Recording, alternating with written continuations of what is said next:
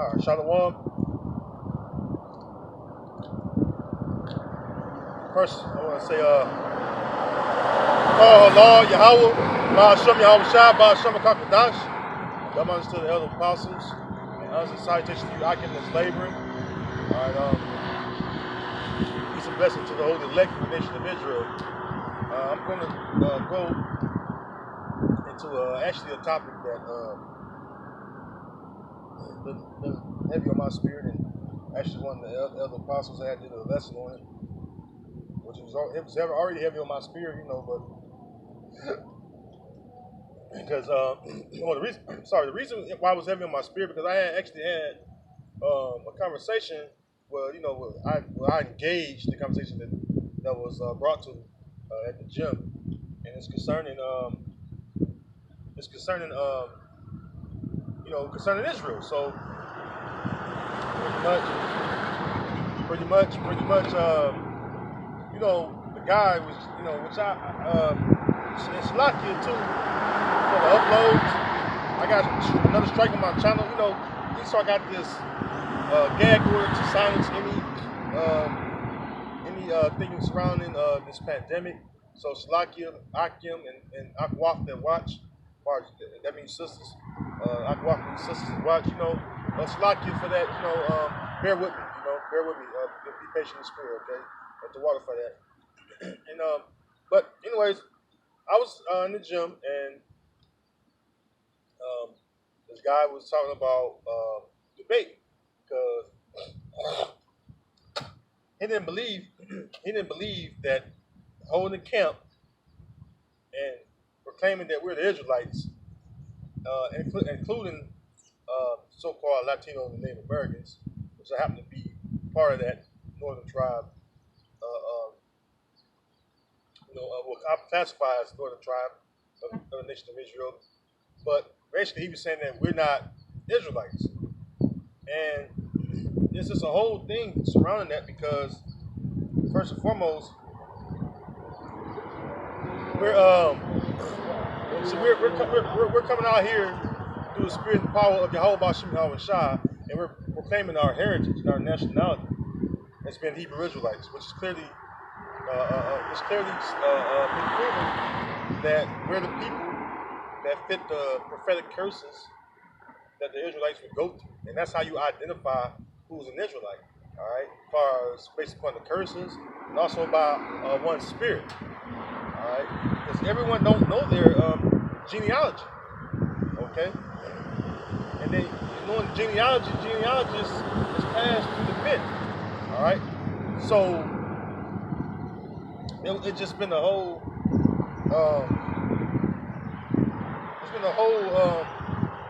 attack on our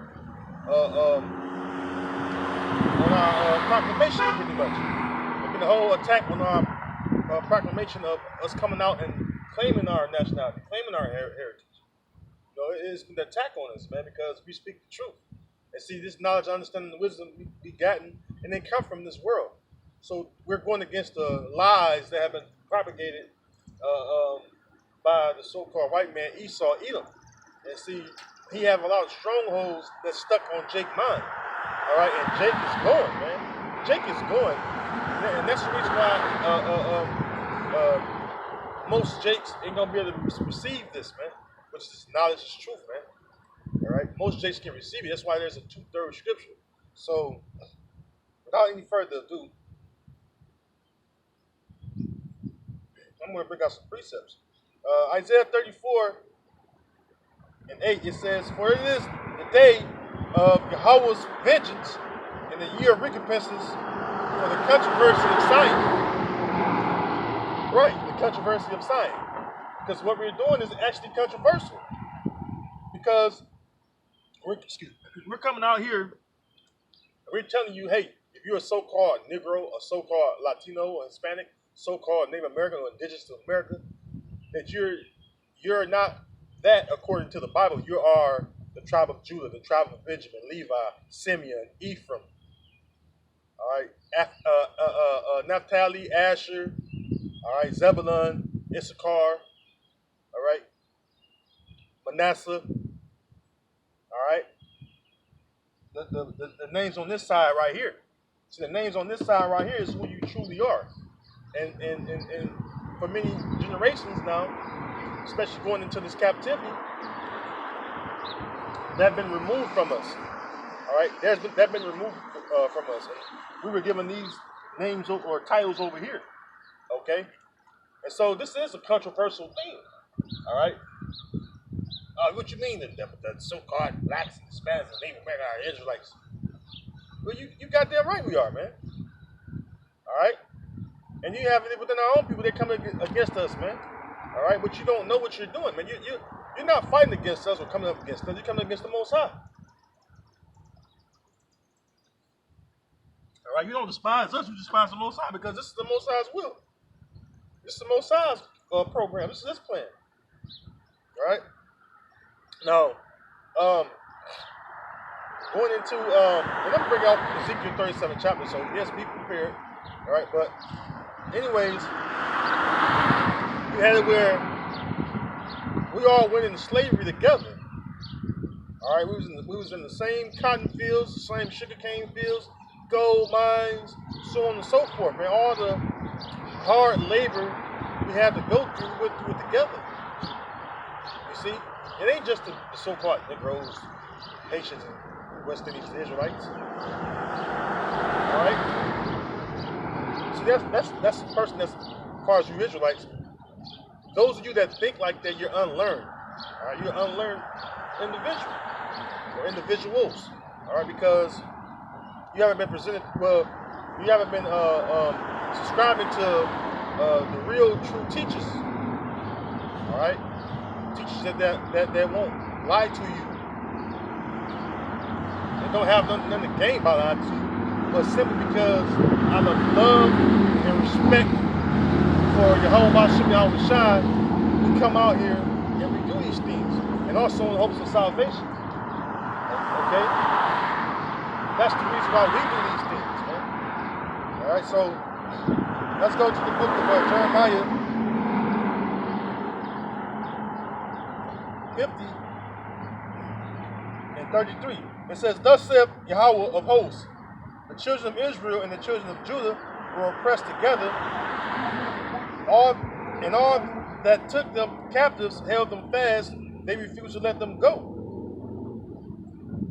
Right, so the children of Judah, why does it say that? All right.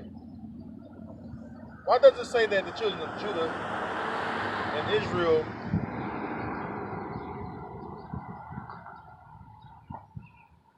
why does it say Judah and Israel are oppressed together? Well, simply put, if you know the scriptures, you will know that there came a split. All right, there came a split between our nation after King Solomon passed on to the spirit world of heaven, went back to heaven. The spirit went back to heaven and slept with his fathers, where the nation split up. Okay, the nation split up, and it became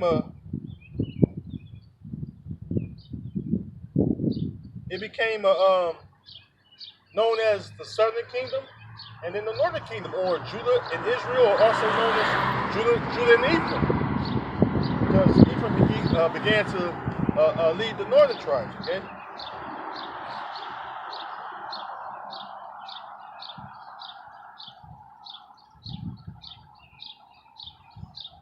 Now let's go into that. Let's address the split.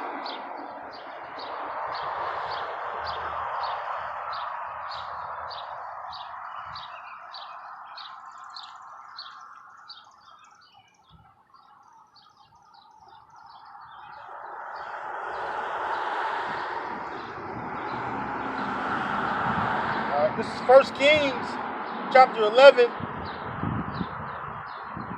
I'm going to address the split, and the reason why I'm addressing the split because it's very important to know how the split came about and why it came about. You see,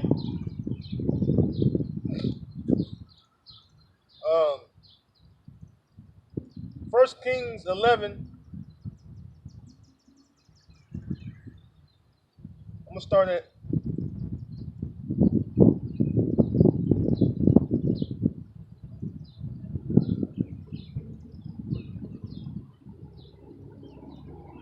There's a lot on this, so I'm about to read up. I'm about to read up a little bit.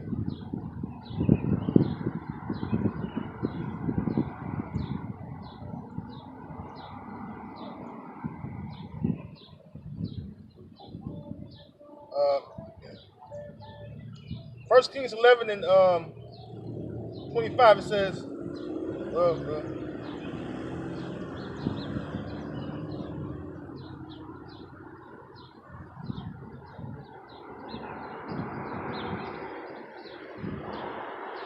I'm gonna go right to kind of to the point, but go right into it.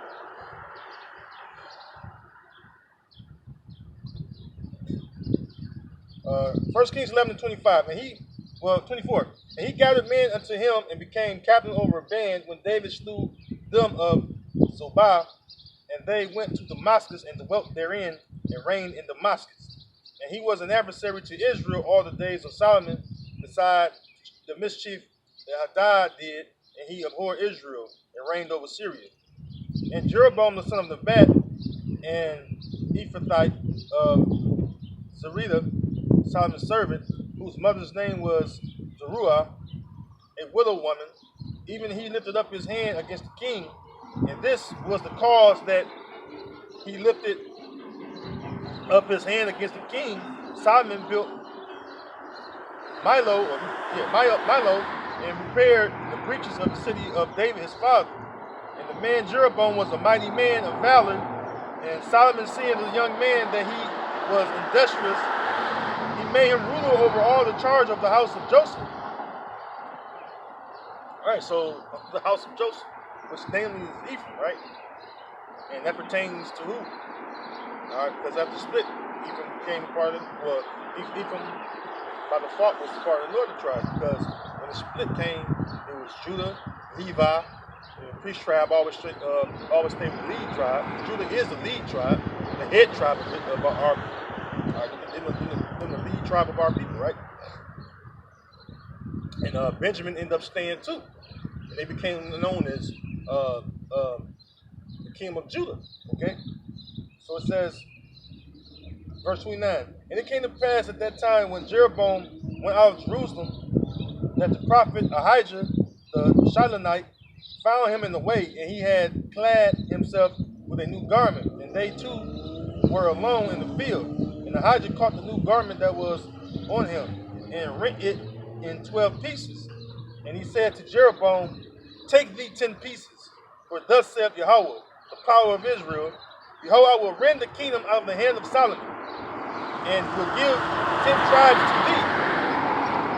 But he shall have one tribe for my servant David's sake, and for Jerusalem's sake, the city which I have chosen out of all the tribes of Israel, because that they have forsaken me and have worshipped Ashtaroth, the goddess of the Zidonians, Shamash, the god of the Moabites, and Milcom, the god of the children of Ammon, and have not walked in my ways to do that which is right in my eyes, and to keep my statutes and my judgments, as did David his father. Howbeit, I will not take the whole kingdom out of his hand, but I will make him prince all the days of his life for David my servant's sake, whom I chose, because he kept my commandments and my statutes. But I will take the kingdom out of his son's hand, and will give it unto thee, even 10 tribes, which is Rehoboam. All right, the son of Solomon was Rehoboam. All right. It says, and unto his son will I give one tribe, that David my servant may have a light always before me in Jerusalem, the city which I have chosen to put my name there. And I will take thee, and thou shalt reign according to all that thy soul desireth, and shall be king over Israel.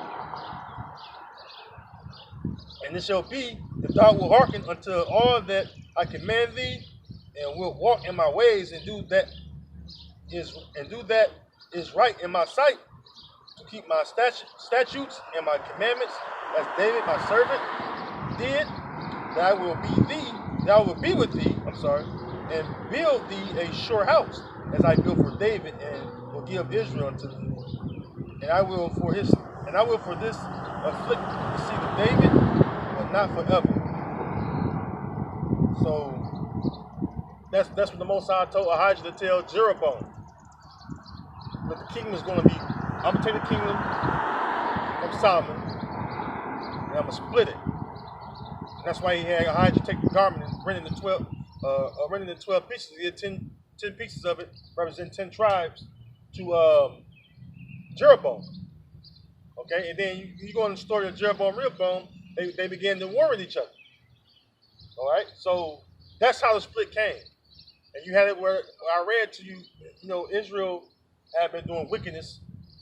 All right, it was, our people was starting to keep the law. All right, our people was starting to keep the law, the commandments, the statutes, the judgments, and the Heavenly Father got wroth with us. All right, and ultimately, when you go out, when you read the full history of which became the northern tribes, we was removed. All right, we was removed. All right, we went to the Assyrian captivity, and then from the Assyrian captivity, we never returned into the land of Israel. And you had sprinkled parts or remnants that stayed, a real small remnant that stayed, here and there, northern tribes, but for the most part, the vast majority of them went into the Assyrian captivity. And then from the Assyrian captivity, where did they go to? Well, we came to the Americas. We was led by the Heavenly Father.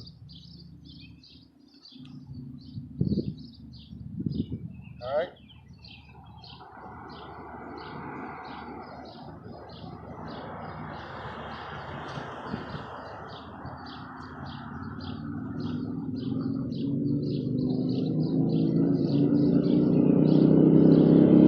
So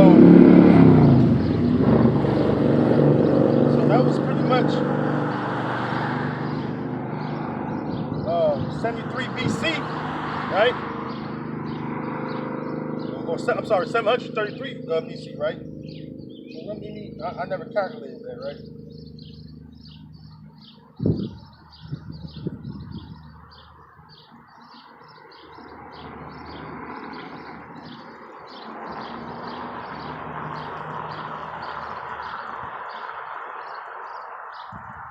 Try to calculate this.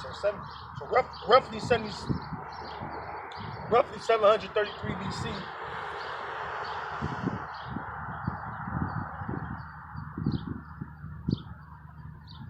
Is when we went to the captivity of the Assyrians, right? Under the Assyrians.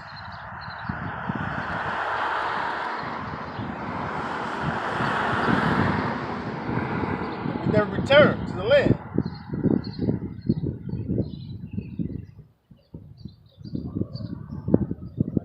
Bear with me 1 second, I'm trying to calculate this.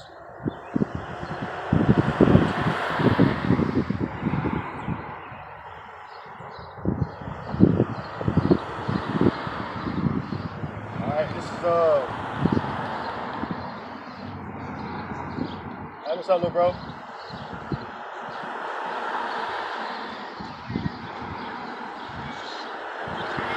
What's up, little bro?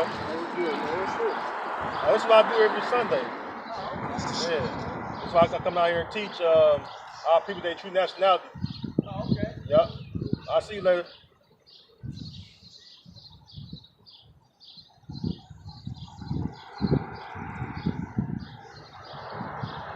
I'm trying to look at the years, but it ain't gonna tell me. But anyways, 733 BC. I try to calculate the years from then to now, but pretty much during that time frame when we was removed from our land and we went to the Assyrian captivity, like I said, the vast majority of us never returned. All right, and I'm not gonna put a number on the percentage wise. No, I just know the majority of us never returned. We was led over here to the Americas. Now, what proves that is you have the Apocrypha, which is a part of the 1611 King James Version, which when I had a conversation with the guy that was trying to engage me with the conversation he wanted to come to me with, I was going into these same scriptures, and it's like, how you don't, he basically said he don't believe in the Apocrypha, he don't deal with it. But how can you say you have, or you proclaim you have the truth when you don't have the whole book? You see? It's foolishness, man. Let's get that.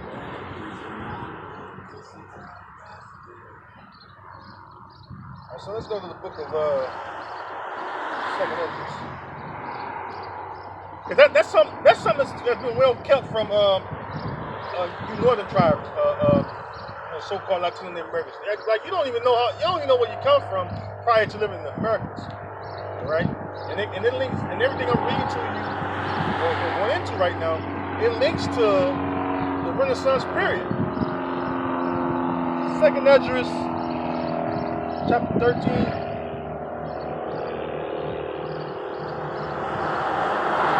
Verse 40, it says,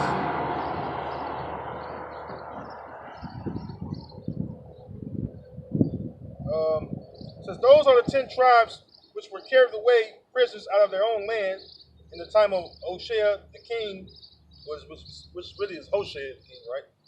It says, Hoshea the king, whom Salmanassar, which we believe it was Salmanassar the fifth, right? Salmanassar the fifth, king of Assyria, led away captive, and he carried them over the waters, and so came they into another land. Yeah, we went. He took us into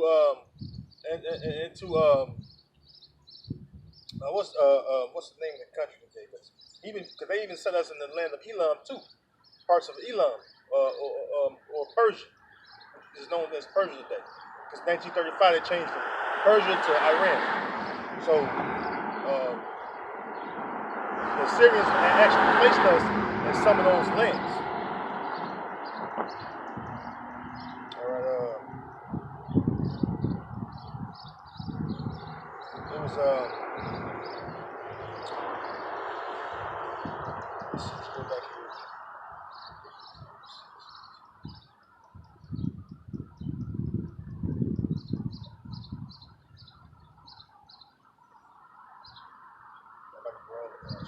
Bear with me 1 second.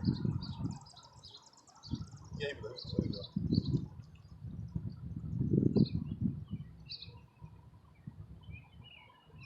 I'm just basically going to briefly touch on this.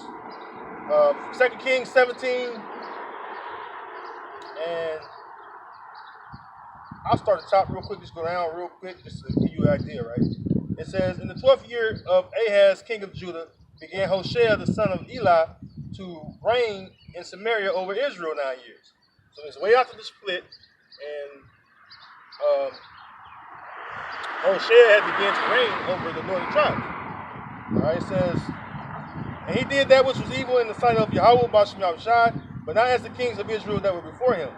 Against him came up Salmanassar, king of Assyria, and Hoshea became his servant and gave him presents. And the king of Assyria found conspiracy in Hoshea, for he had sent messengers to So, king of Egypt,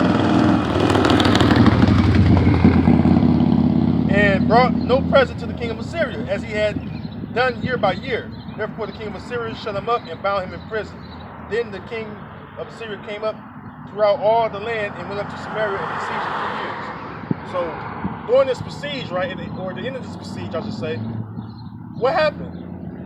Well, we was eventually carried over into Assyria, okay, to the Assyrian Empire territory. All right, and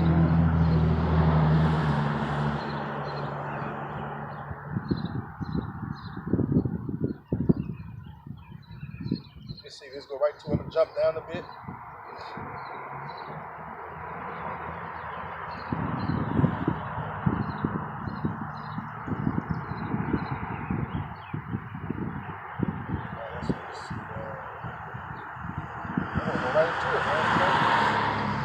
That we keep pushing this truth, man, because it's so vital. It's so vital for our spirits, man, and our minds, because the Heavenly Father is getting ready to gather us from all the places that He scattered us to, especially over here in the Americas, and take us back to our land. And that's a beautiful thing. You guys out there that's speaking against the words of the Heavenly Father, you're going to be put to death, man, by the Lord, man. That's plain and simple. Parts of the second lands that He had took us to.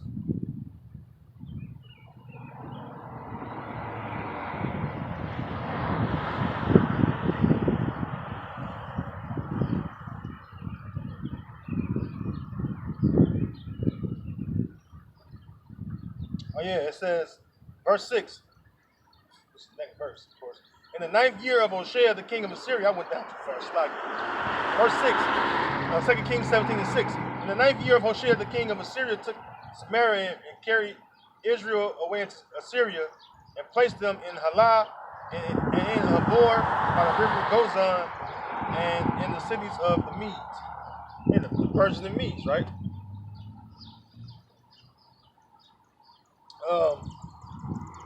And so Halah and Gozan,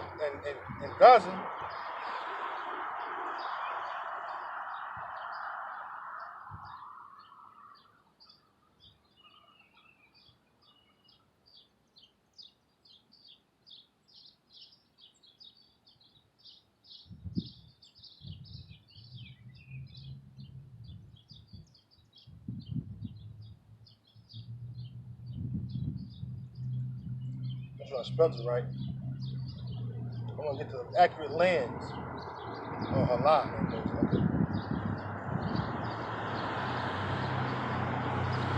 Give me 1 second, I spelled it wrong. Alright. This is alright, here we go. It's in the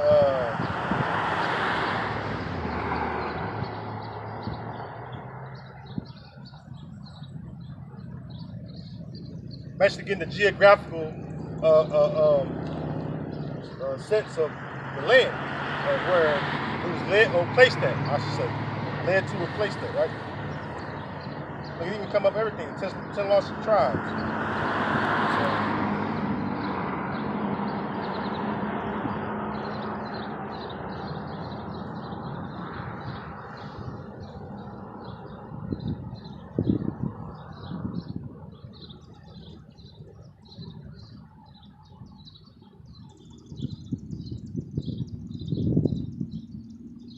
Okay, this is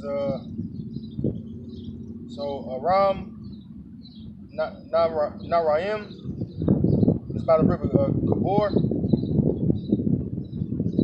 Halah and Gozan, right?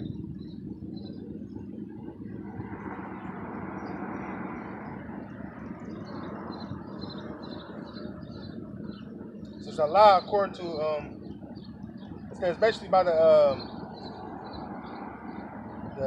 Zagros Mountains, also known as the Menian Mountains.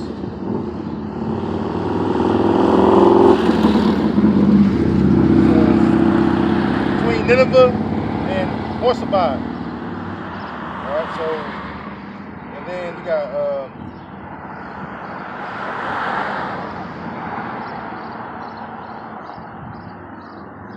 Gozan, which Gozan is,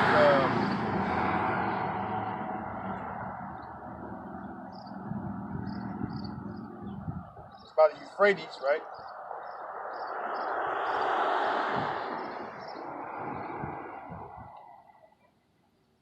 It actually is a river, a land up by a river, all right, but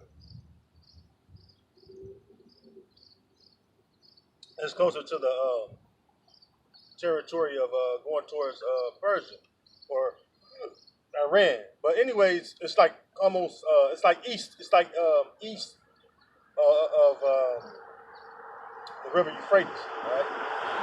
To be more accurate. It's like east, like northeast of the river Euphrates. I say that, just the safe side, because it's not coming up for some reason on Google. Usually come up. I did a lesson about that the other week. I brought up the different areas. And I don't know what the lesson. I think I was just studying.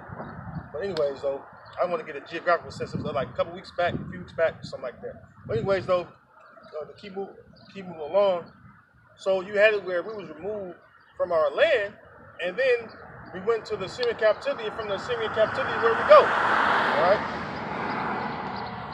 we went to a land which never mankind to go, because it goes on to tell you that. Let's go back to 2nd Esdras 13th chapter. 2nd Esdras 13:40 again. It says, "Those are the 10 tribes which were carried away prisoners out of their own land at the time of Hoshea the king, whom Shalmaneser, king of Assyria, led away captive, and he carried them over the waters, and so they came into another land." Yeah, Salmanassar the fifth, roughly, right? It says, but they took this counsel among themselves that they would leave the multitude of the heathen and go forth into a further country where never mankind dwelt. And at that time, during that time frame, a land where never mankind dwelt was what you know as the Americas, North, Central, and South America, and all in between. See, this land wasn't inhabited then, back or during that time. I mean, like I said, during the time of King Solomon's navy, they knew about this land because he would send was the Philistines over here, all right, and they would get riches and resources and bring them back to King Solomon. Because the scriptures clearly tell you that, right? So we knew about the land, but we didn't live in the land. So when we left the Assyrian captivity, and the Most High Heavenly Father was, let me read it. So we came to a land where never mankind dwelt. Verse 42, that they might there keep their statutes which they never kept in their own land. And they entered into Euphrates by the narrow place of the river. For the Most High then showed signs for them, and held still the flood till they were passed over. So basically, we entered the river Euphrates, came on around down the eastern seaboard of the continent of Africa, around the Horn, and on up, and that's a strong current. It's a strong current through there because even going into the Renaissance period during slavery, they even tell you how strong the current was going through there. It was very difficult for ships to pass along those waters. So the Most High had to hold back the current or the waters in general, the ocean period, so that we could pass over on the ships and land on these lands, North, Central, and South America. All right, and we migrated, all right, throughout all this whole Western Hemisphere. You see? And it mainly took a year and a half, all right, to do that voyage, man. It would take a long time, year and a half here, year and a half back. So it took a long while to even go over and get resources and then even bring them back, which is something that's very important to know about, man. But during that time, just like the scripture said, we didn't want to be up under the Syrians. Just like now, you don't want to live up under these damn Edomites, man. Let's be truthful, man. Even though Jake is trying to make comfort out of this whole captivity, but yet and still, Jake really don't want to live up under these devils. All right, Jake knew a way to get